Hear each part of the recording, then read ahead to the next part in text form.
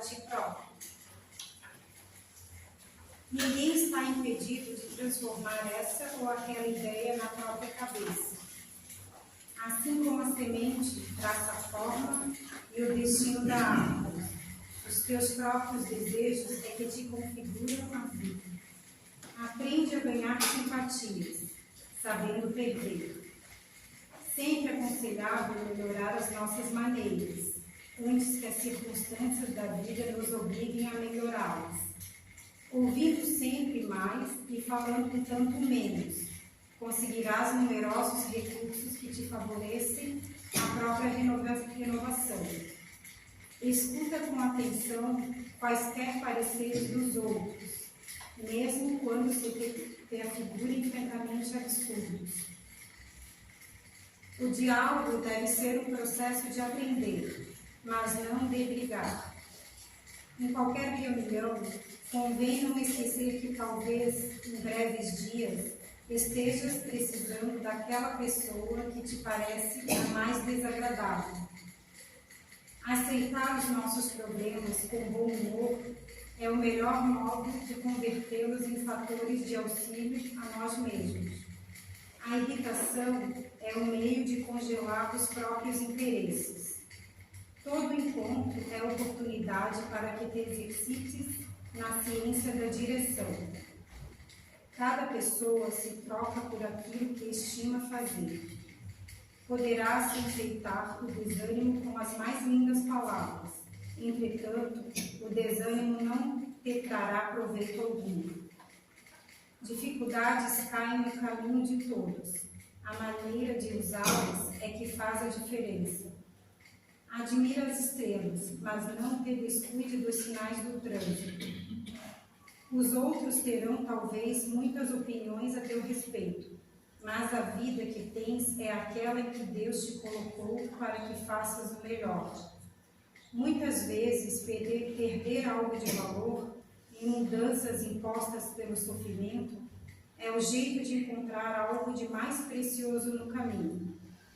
Na contabilidade da vida, a idade é convenção.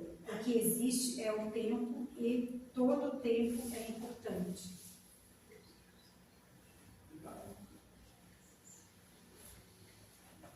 Então, uma boa noite a todos. Que todos sejam muito bem-vindos nesta casa de orações. E com certeza foi a melhor escolha para a noite de hoje, para aqueles que aqui se encontram encarnados e desencarnados. Então, meus irmãos, vamos nesse momento fechar nossos olhos, vamos elevar o nosso pensamento a Deus e agradecer por ter chegado até aqui. Porque agora com certeza, esse ambiente já foi preparado para você mesmo, que aqui chegou, receber essas energias, esses influxos, aos quais, com certeza, fará muito bem a todos. E desta forma, então, em agradecimento a este momento, em agradecimento ao Mestre Jesus, a nossa Mãe Maria de Nazaré, nós dizemos: Pai nosso que estás no céu, santificado seja o vosso nome, venha a nós o vosso reino, seja feita a vossa vontade, assim na terra como nos céus. O pão nosso de cada dia nos dai hoje, perdoai, Senhor, as nossas ofensas, assim como nós perdoamos a quem nos tem ofendido, e não nos deixeis cair nas tentações, e livra-nos de todos os males, agora e sempre, que assim seja. Desta forma, então, agradecemos a espiritualidade amiga que atua nesta casa, ao nosso mentor, Dr. Melo, e a Jesus, que é o patrono dessa doutrina maravilhosa. Hoje, meus irmãos, para a nossa alegria, nós temos na tribuna o nosso irmão Altamiro. Sejam muito bem-vindos, meu irmão, e abra o seu coração, que nós estamos para ir para escutar. Tá bom?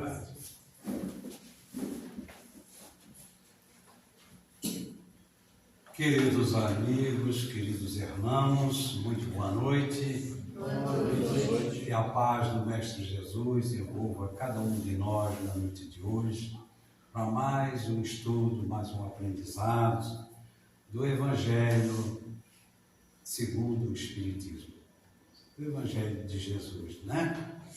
Então estamos aqui, em primeiro lugar, os nossos agradecimentos a Deus, nosso Pai, a Jesus, o nosso mestre e amigo, a espiritualidade amiga dessa casa de caridade, ao mentor amigo que está aqui do meu lado e ao convite carinhoso que a gente sempre recebe e vem aqui com muita alegria, porque essa casa faz parte da nossa vida também. Muito obrigado, irmão Nazareno, por esta oportunidade que Deus nos concede para servir e para aprender, né?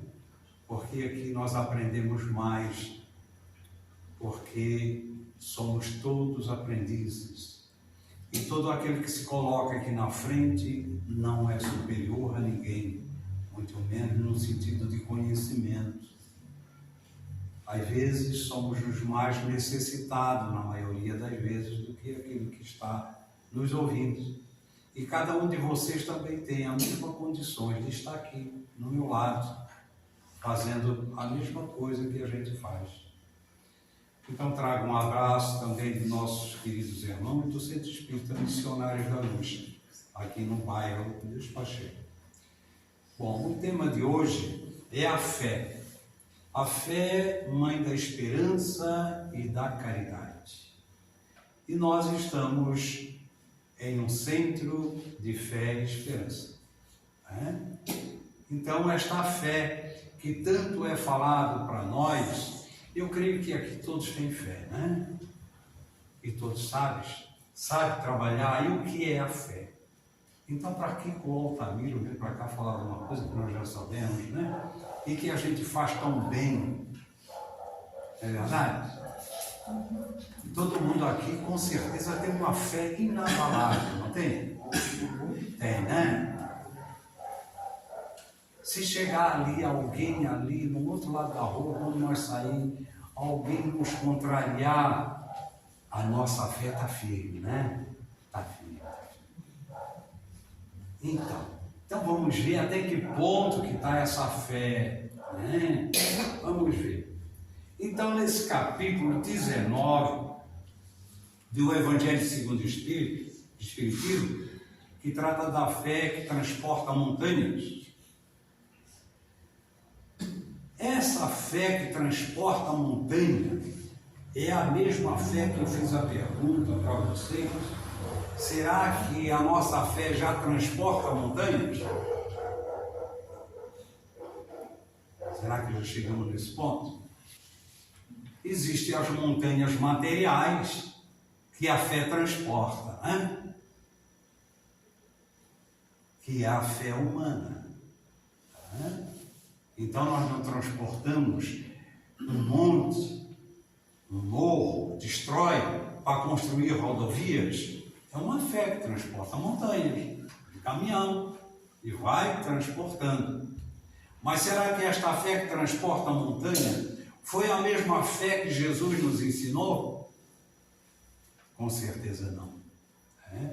Então essa fé que transporta montanhas, essas montanhas são as nossas inferioridades que nós carregamos conosco, que é o orgulho, o egoísmo, a vaidade, o preconceito e tantas coisas. Agora repito para vocês, todos aqui têm fé, não tem? E já conseguiram transportar essa montanha? Então a fé, meus irmãos, é uma virtude, é uma conquista de todos nós.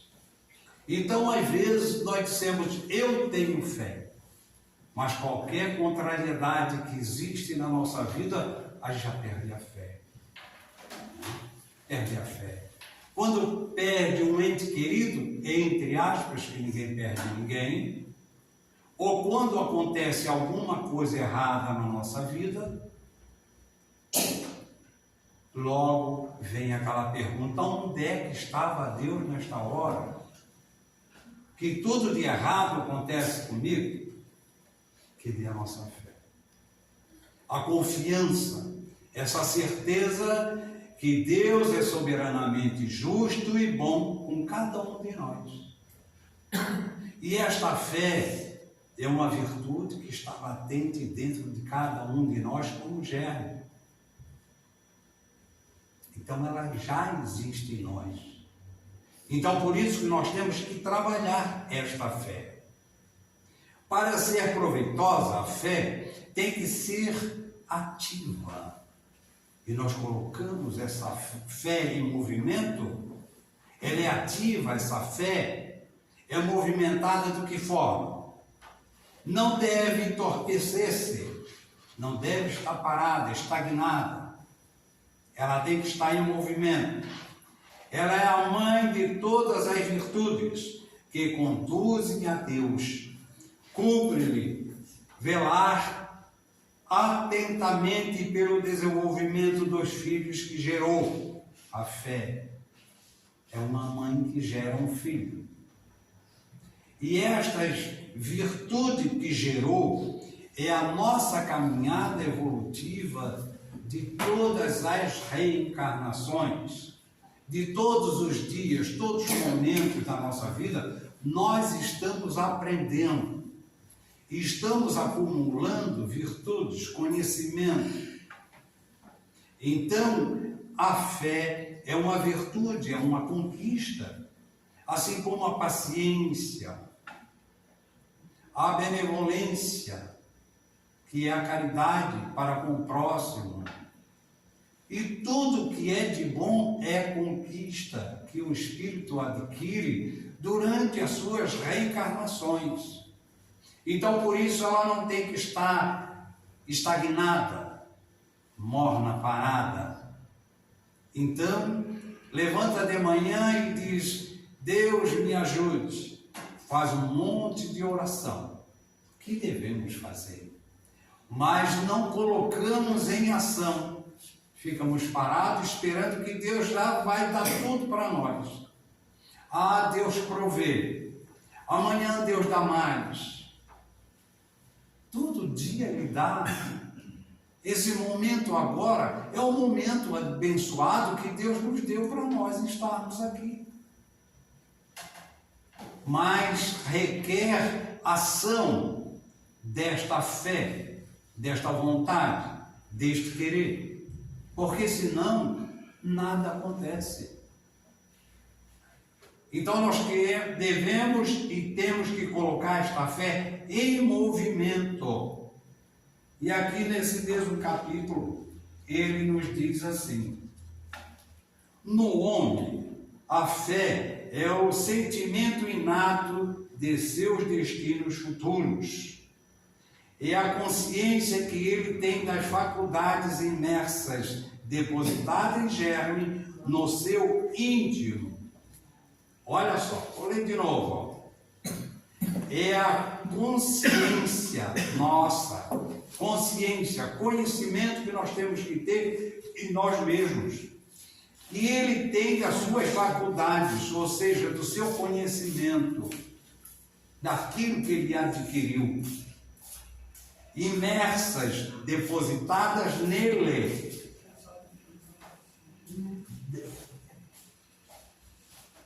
Depositadas nele, em estado de germe, no seu íntimo, a princípio em estado latente, e que lhe cumpre fazer que desabrochem e cresçam pela ação da vontade.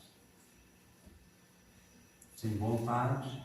Então ela existe. É a mesma coisa que nós temos na nossa mão sementes de plantas. Né? O agricultor, vamos supor, o agricultor tem vários tipos de semente lá no seu depósito. Semente de milho, de feijão, de tudo. Tudo quanto é tipo de semente ele tem lá para colocar na terra. Mas ele olha para aquelas sementes e ele não semeia, ele não planta. Já está tudo ali em germe, depositado, está ali na mão dele. para que ele, ao plantar, ela vai germinar e vai dar frutos. Essas sementes estão depositadas em cada um de nós. A semente da bondade, do amor, da fé, da caridade, enfim, tudo que é de bom está depositado como germe desde o momento da nossa criação, quando Deus nos criou simples e ignorantes. Agora, cabe a nós colocar em ação. Para isso temos que ter o conhecimento. Aí é que entra a questão que nós vacilamos nos momentos, em vez de colocar em ação aquilo que está dentro de nós, vamos reclamar que é muito mais fácil. E muitas vezes colocar culpa em Deus. E Deus não tem culpa de nada. Porque Deus colocou tudo nas nossas mãos e nos deu o livre-arbítrio. A escolha é nossa. Se quiser ficar parado, fica, quer dizer, vai se atrasar. Não vai colher aquilo que já está intrínseco em nós. Está dentro de nós. Ele está no germe que está em estado latente, como está dizendo aqui para nós.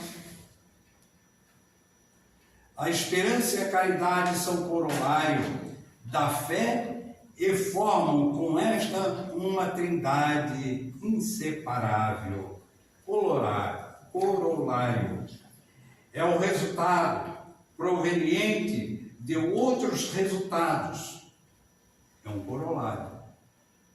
É uma certeza.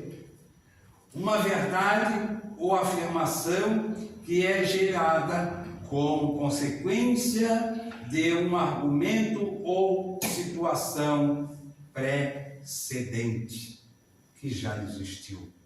Então é um afirmativo.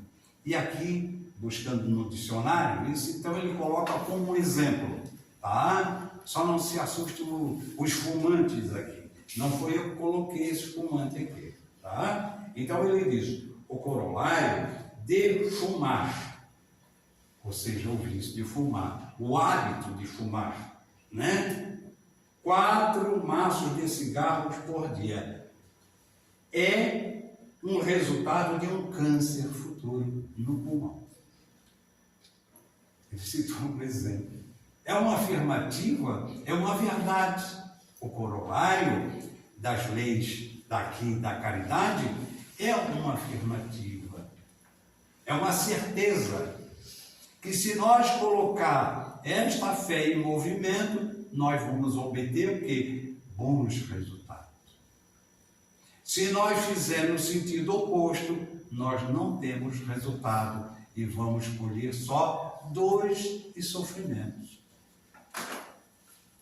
Não é a fé que faculta a esperança na realização das promessas do Senhor. Se não tiver fé, que esperareis? Se não colocar ela em movimento, que espera? Se eu não coloco ela em ação, nada acontece. Não é a fé que dá o amor? É uma pergunta. Não é a fé que dá o amor? Se nós trabalhamos essa fé no sentido de doação, de bondade, dessa busca interior de cada um de nós, trabalhar em primeiro lugar em nós, porque muitas vezes nós buscamos fora de nós, e na realidade nós temos que trabalhar em nós, não fora de nós. Esse ser espiritual dotado de toda a perfeição, como Deus nos criou, simples e ignorante, mas nos deu o livre-arbítrio para nós trabalhar, buscar. Na medida que nós vamos trabalhando essas virtudes, nós entendemos o amor. Se não tendes fé, qual será o vosso reconhecimento e, portanto, o vosso amor? Se nós não trabalhar essa fé, Às vezes nós dizemos assim, eu te amo, né? É muito comum o marido dizer para a mulher, principalmente no início do casamento, né? Todo dia, eu te amo bem, né? Aí não é mais nem amor, é amor, né? Eu te amo, né? Mas, se este amor falar de uma forma diferente, já te vira de amor para ódio. Eu te odeio. E já vira um inferno dentro de casa. Ué, mas não era tanto amor? O namoro não era tão bonito, cheio de amor? Prometeu tanta coisa. Como é que virou tanto ódio? É o amor que adoeceu. É porque não existia. Porque o amor é uma virtude, é uma conquista. Quem ama não perde, assim como a bondade, assim como a caridade, assim como a paciência, que tem que ser trabalhado em nós. Então, este amor, ele tem que ser trabalhado com sentimento em nós. Quando Santo Agostinho coloca na questão 919 do Livro dos Espíritos, conhece-te a ti mesmo, né? E ele recomenda, fazia como eu fazia quando vivi na terra. No fim de todos os dias, interrogava a minha consciência, passava em revista todos os meus atos. E foi aí que eu me descobri quem sou. Naqueles pontos que eu errava, eu procurava no outro dia me redimir daquelas faltas.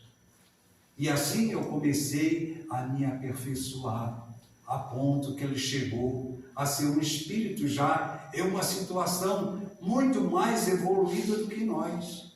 Porque ele fez essa viagem íntima, ele trabalhou esta fé íntima nele.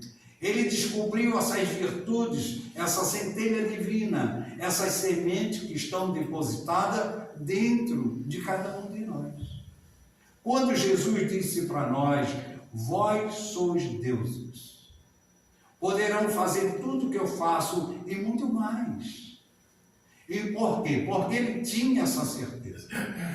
Ele sabia porque ele passou por todas as trajetórias evolutivas como nós, criados simples e ignorantes, passando pelo reino mineral, vegetal, animal, nominal, até atingir a plenitude no estado crístico. Então, ele sabia e sabe que nós também vamos chegar lá. Por isso que ele diz, vós sois deuses, filhos de Deus, poderão fazer tudo o que eu faço e muito mais. Brilhe a vossa luz. Vós sois a luz do mundo. Veja que afirmativa que Jesus deixa para nós, de confiança para cada um de nós. E nós estamos sabendo realmente trabalhar essa luz, essa centelha divina que somos nós? Nós nos preocupamos tanto com o corpo, mas esquecemos da alma, que é o ser inteligente, é o ser pensante, é o ser que evolui. Nós temos esse corpo temporariamente, numa situação, muitas vezes, de sofrimento, porque estamos em prova, estamos em expiação e também estamos em missão. Nós temos um mundo de provas e de expiação, que é o mundo atual que nós estamos vivendo. Saímos ontem, podemos dizer assim, do primitivo. E tem muitos seres encarnados vivendo ainda o primitivo. E vamos citar exemplos. O que está acontecendo lá no Oriente? As guerras, né? Conflitos. Há compaixão com o ser humano, um recém-nascido, uma senhora grávida, pessoas de idade, crianças passando fome, necessidade, e nós dissemos que são inocentes, entre aspas. Não existe inocente no mundo que nós estamos vivendo. Todos nós temos alguma coisa a expiar. Por isso estamos aqui. Mas uma coisa não justifica a outra. Não significa dizer, então, temos que fazer mais uma terceira guerra mundial? Será que é? Estamos no século XXI, depois do Cristo. Então, são motivos para que nós trabalhe esta fé, que trabalhe essa esperança e essa caridade. É a base da regeneração. Preciso é, pois, que essa base seja forte e durável, porquanto, se a mais ligeira dúvida a abalar, que será do edifício que sofre sobre ela construir-se. Vamos comparar um edifício. Qual é um edifício quando ele seja numa sua estrutura elevada de 20, 30, 40, até muito mais andares, como temos ali em Camboriú? Passa-se um edifício desse por uma arquitetura, por uma engenharia, para fazer uma base sólida, para que ele não venha a haver rachaduras, cair, demolir. Nada, nem o vento, nada pode derrubar. Mas se ele for construído de uma maneira não com a base sólida, ele dura muito pouco. E assim somos nós, como está comparando aqui. Que edifício, que base que nós temos edificando a nossa vida espiritual. Que qualquer um movimento contrário, nós desmoronamos, perdemos a fé, perdemos a esperança. Então nós temos que trabalhar essa base fortificada e alicerçada em cima da razão do conhecimento. Porque a fé vacilante, ela é uma fé que é conduzida por qualquer um, vira uma marionete. Lá aquele centro espírita é muito bom. É um centro forte. Lá tem palestrantes muito bons, palestrantes fortes. Lá o passe lá, eu recebi um passe lá, um passista lá, uma beleza, é muito forte. Então o outro já diz assim, não, lá não é não, lá tem outro melhor do que aquele. O outro diz, não é bem o centro, lá tem outra igreja que é melhor. O outro, e ele fica pulando de galho em galho, sem saber para onde que vai. Perdido. Então ele está buscando fora dele aquilo que está dentro dele. Então eu quero ir lá no centro espírita conversar com o Nazareno, no atendimento fraterno, porque eu tenho certeza que ele vai retirar todos os meus problemas. Coloca o nome aqui, que a gente faz. Tudo isto é maravilhoso. Está correto. Essa busca. Mas recebe as devidas orientações. Diz assim, meu irmão, faça o evangelho no lar. Faça as tuas orações. Nós vamos colocar um nome aqui no caderno de prece e vamos fazer oração. Em muitas casas tem sessões de desobsessão. E convida ao irmão a frequentar a casa, porque ele está com uma influência espiritual até obsessiva. Ora, mas a casa está fazendo tudo isso para ele, mas ele se encontra lá no seu botequinho, tomando a sua pinga, falando dos outros, maledicente, brigando dentro de casa, conflitos. O Evangelho, se der, vai para a gaveta obsessiva, ou criando poeira. Não, mas lá no centro eu já coloquei um nome. E já conversaram comigo. Eles vão afastar o obsessor. Meus irmãos, não funciona dessa forma. É a mesma coisa que nós ir no médico. O médico dá o diagnóstico e diga: você está com um problema tal. Você tem que tomar este remédio que está aqui.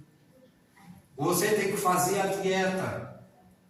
Você tem que seguir as recomendações. Caso contrário, você tem pouco tempo de vida. Mas ele chega em casa, ele rasga a receita, joga fora, ou se compra o remédio, ele não toma da forma correta e não faz a dieta e quer ficar bom. Aí voltamos à questão da fé. A fé é o conhecimento, é a sabedoria, que tem que ser colocado em ação. Se não coloca, continua doente. E aqueles que vinham ao encontro de Jesus para ser curado, como é que era? Senhor, cura-me, Senhor. Eu tenho certeza, Senhor, que Tu podes me curar. Jesus sabia do coração daquela pessoa, do sentimento, da vontade, do querer, da fé, mas também sabia da sua expiação que ele trazia, por isso que ele estava naquele estado. Mas se ele era merecedor, Jesus impunha as suas mãos e dizia: a tua fé é que te curou. Agora vai e não tornes a pecar. Ou seja, não torne a repetir os mesmos erros. Muitos eram merecedores. E o que é que Jesus fazia? Ele passava um bisturi, fazia alguma cirurgia, dava naquele momento uma mistura, um remédio, dava? Não dava. Ele trabalhava os fluidos. Simplesmente isso.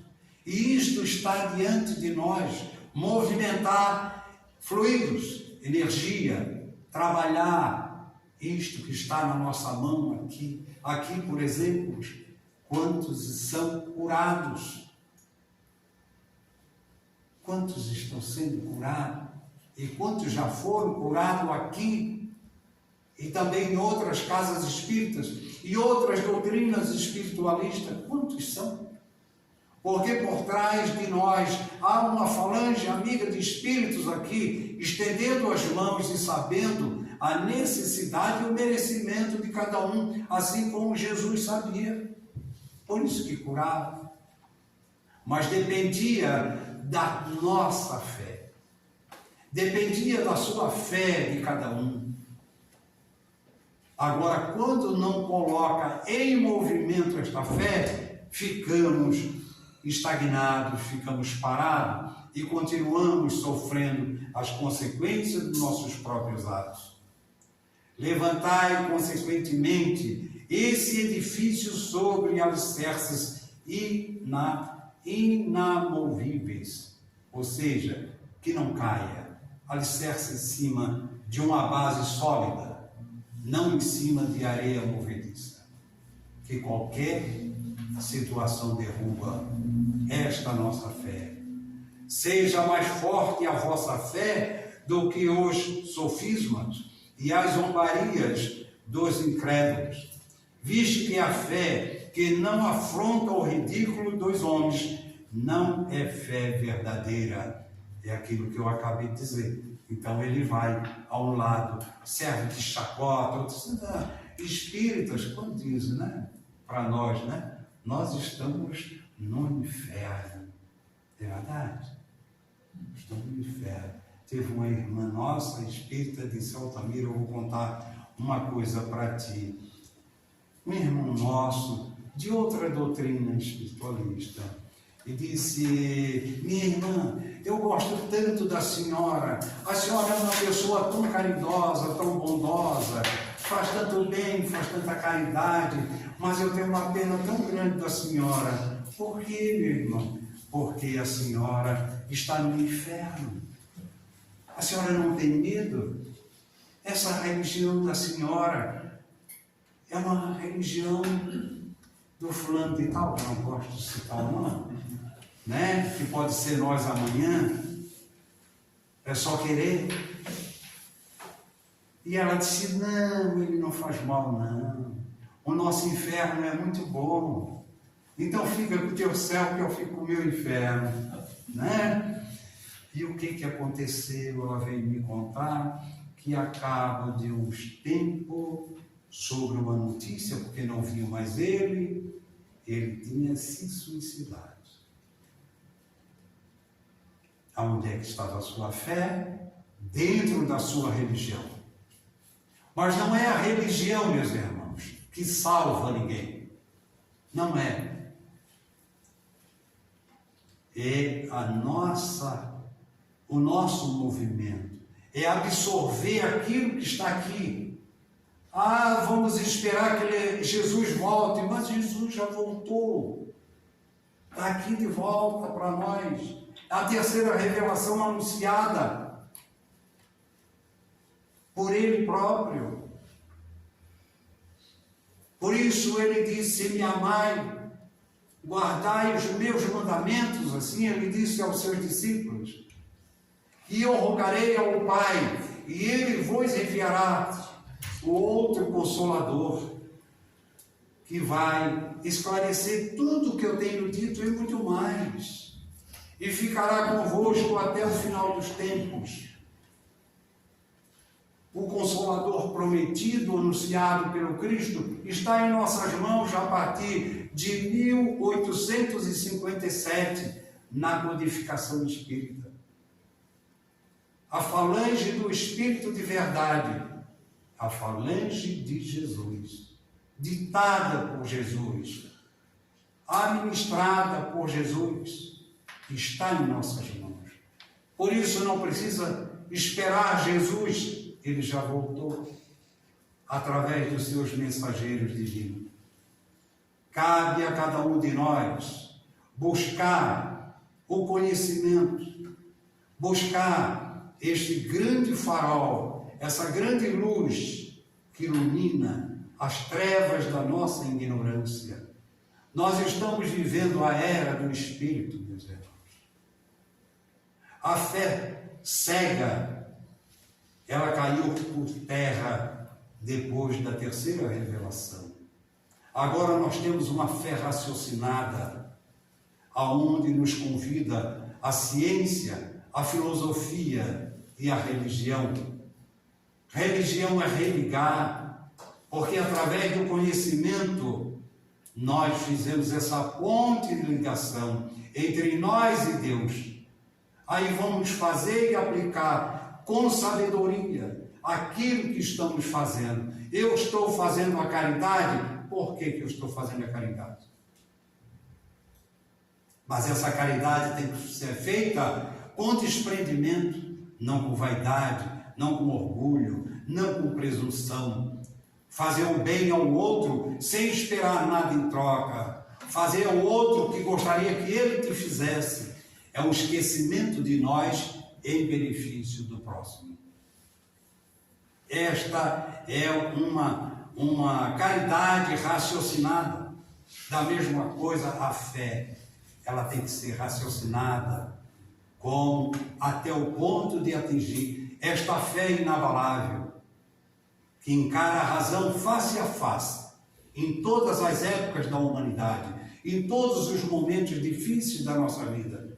Nós encaramos com segurança, com certeza, porque cremos, acima de tudo, em Deus, porque Deus é soberanamente justo e bom. Deus prevê e provê a necessidade de cada um de nós. Basta nós colocar em ação. A fé sincera é empolgante e contagiosa, Comunica-se aos que não na tinham ou mesmo não desejariam tê-la. E encontra palavras persuasivas que vão à alma, ao passo que a fé aparente usa de palavras sonoras que deixam frio ou indiferente quem a escuta.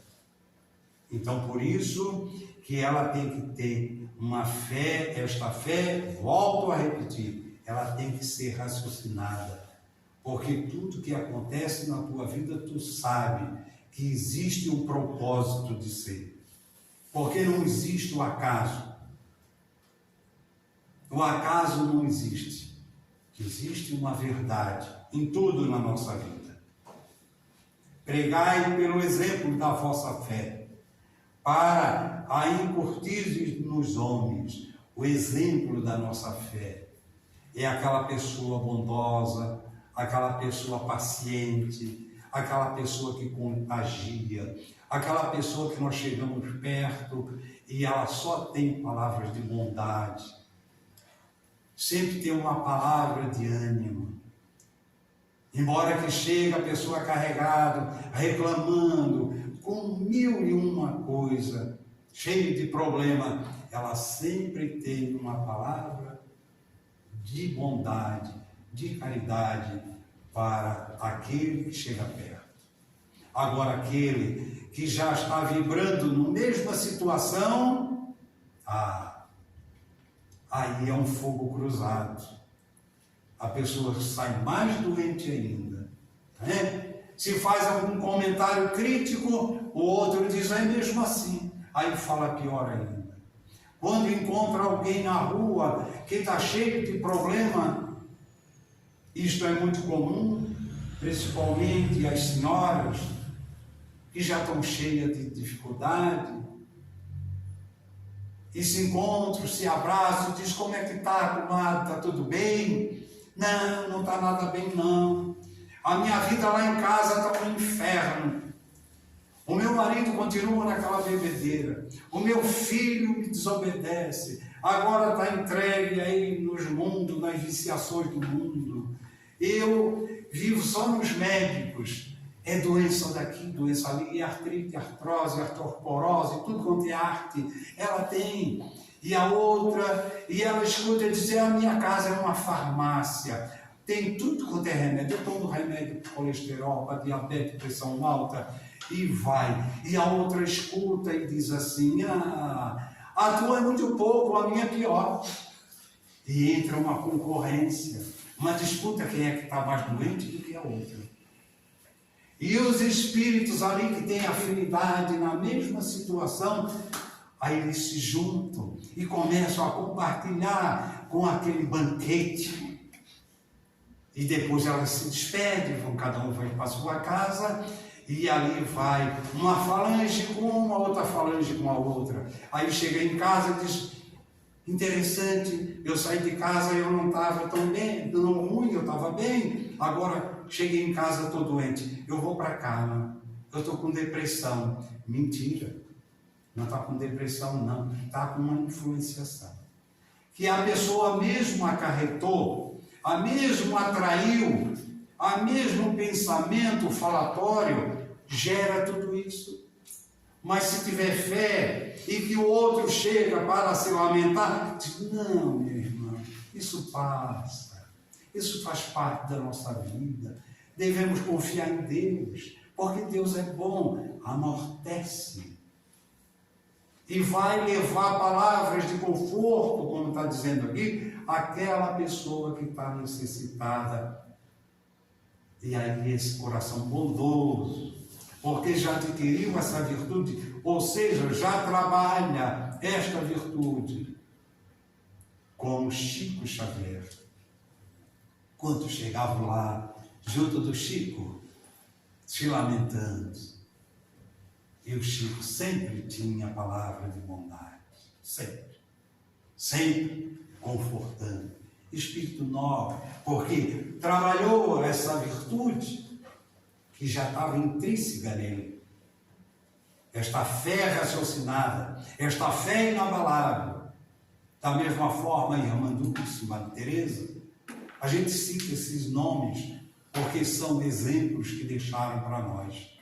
Mas existem tantos outros mais, no anonimato, que são pessoas que contagiam nós, nos contagiam, nos dá prazer de estar junto. Nos sentimos felizes ao lado dessas pessoas. Pregai pela vossa esperança firme, para lhes dar-lhes a ver a confiança que fortifica e põe a criatura em condições de enfrentar todas as vicissitudes da vida. É o que eu acabei de falar. Né? Tende, pois, a fé como que ela contém de belo e de bom, com a sua pureza, com a sua racionalidade. Raciocinar. Porque quando nós partir desta vida, meus irmãos, é que nós vamos nos dar conta dos nossos compromissos que nós assumimos na espiritualidade. O nosso trabalho, a nossa missão, a nossa aprovação, a nossa expiação. Tudo isso nós já sabíamos e sabemos que está latente dentro de cada um de nós, está adormecido. Basta nós colocar em ação, porque aí vem, emerge para nós. Mas o mundo, as coisas mundanas, nos tiram do caminho certo. É mais prazeroso viver as coisas da matéria do que viver a coisa do Espírito. Porque a felicidade, como disse o próprio Cristo, não é deste mundo. Aqui é transitório, é passageiro. Né? Daqui a pouco ninguém está mais aqui. Já estamos vivendo em outra situação. Por isso, meus irmãos, nós devemos todos os dias, todas as horas, de manhã, quando levantamos, à noite, como vamos descansar o nosso corpo físico, vamos agradecer a Deus. Agradecer pela bênção da vida, agradecer por tudo que recebemos, agradecer o ar, o pão, o alimento material, o alimento espiritual, agradecer a chuva, agradecer os amigos, agradecer a família, agradecer a bênção que Deus nos deu, mais uma vez, de estar aqui neste mundo, para este grande aprendizado, neste processo evolutivo.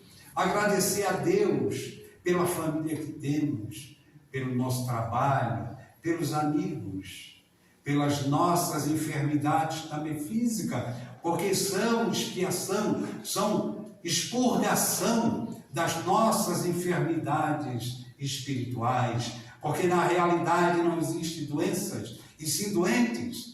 Nós somos doentes da alma. Por isso que temos as enfermidades físicas, que são consequência dos nossos desequilíbrios espirituais. Então, por isso, devemos agradecer a tudo e a Deus, o nosso Pai Criador. Muito obrigado, meus queridos irmãos.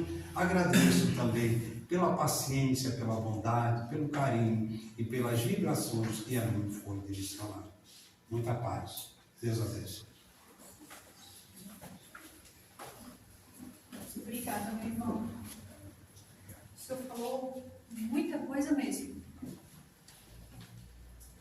Muitos pontos bem pertinentes e importantes. Daí eu estava pensando ali assim,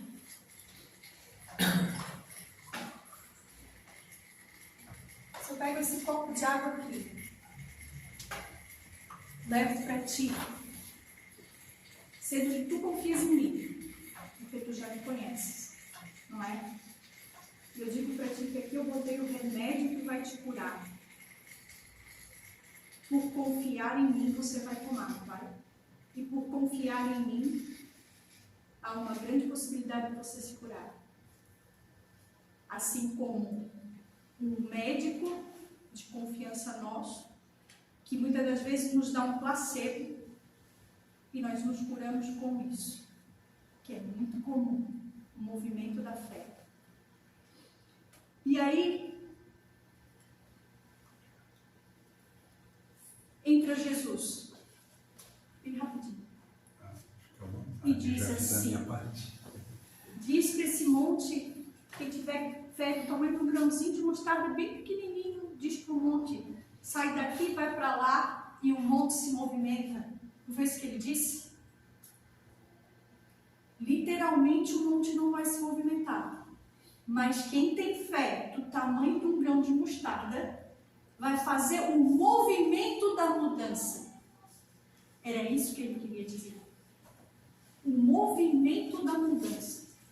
Ou seja, por que a gente acredita no médico? Por que você acredita em mim, que sou alguém da tua confiança? E por que você não acredita em Deus? Que é o Criador de tudo, que mora dentro de cada um de nós. Essa é a pergunta que eu queria fazer para vocês. Que é a mesma pergunta que eu me faço. Porque aquela pessoa que desenvolve a fé, porque nem todos têm ela, às vezes a nossa fé é menor do que um grão de mostarda. Quem desenvolve a fé, desenvolve a perda do medo. Quem movimenta a fé, manda o medo embora. Muitos de nós, por aí, já têm fé desenvolvida de berço, como uma forma intuitiva do seu espírito, do seu ser. Mas se eu não tenho ela, eu preciso desenvolvê-la. E a doutrina espírita veio como alicerce, porque a fé raciocinada, ela não é uma fé ingênua. Ela é uma fé que nos diz para onde a gente foi, de onde a gente veio e o que a gente está fazendo aqui. Então, se eu me alicerço no conhecimento, isso vai ser a mudança que eu preciso para desenvolver essa fé. Não tem desculpa para quem tem conhecimento. Não tem desculpa. Quando a gente adquire o conhecimento raciocinado, a nossa fé se amplia e o medo vai embora. Mas é preciso acreditar. Principalmente desenvolver a fé e a crença verdadeira em Deus, que foi aquele que nos criou. E que nós não estamos aqui para sofrer. Aquele que realmente tem fé, ele vai atrás das soluções para os seus problemas, ele vai atrás das soluções para as suas aflições. Se ele não as encontra, ele não se mata por isso, porque ele já tem fé raciocinada e ele sabe que ele não morre, mas ele se redime, ele é alguém que vai desenvolver uma ideia de que aquele sofrimento é o remédio que ele precisa para melhorar algo dentro dele que ele ainda não melhorou. Então, isso é só um ponto que a gente poderia estar colocando aqui nessa noite. Nesse momento, agradecemos ao nosso irmão Altamiro pela presença na noite de hoje, por todo o plano espiritual que ele vem nos trazer. A espiritualidade amiga que se faz presente sempre, pedindo ao Pai da vida, porque se eu não creio nesse Pai, se eu sei que Ele movimenta os recursos necessários para a minha libertação e para a minha melhora, eu não preciso nem pedir, eu só agradeço. Mas se eu não creio e não sei, eu peço a Deus, nosso Pai, pela oportunidade de estar aqui. Peço que Ele abençoe a todos os irmãos que vêm em busca deste pão. Peço ao Pai da vida que derrame sobre todos os seus filhos a sua misericórdia bendita. Peço ao Pai da vida misericórdia por todos aqueles que não creem e sofrem do padecimento de uma vida vazia, limitada. Obrigada, Senhor da vida, por tudo que nos tem dado e nos dá todos os dias. Muito obrigada. Pai nosso que estás nos céus, santificado seja o vosso nome. Venha a nós o vosso reino. Seja feita a vossa vontade, assim na terra como nos céus. O pão nosso de cada dia nos dai hoje. Perdoai as nossas ofensas, assim como nós perdoamos a quem nos tem ofendido. E não nos deixeis cair em tentações, mas livrai-nos de todo mal, que assim seja.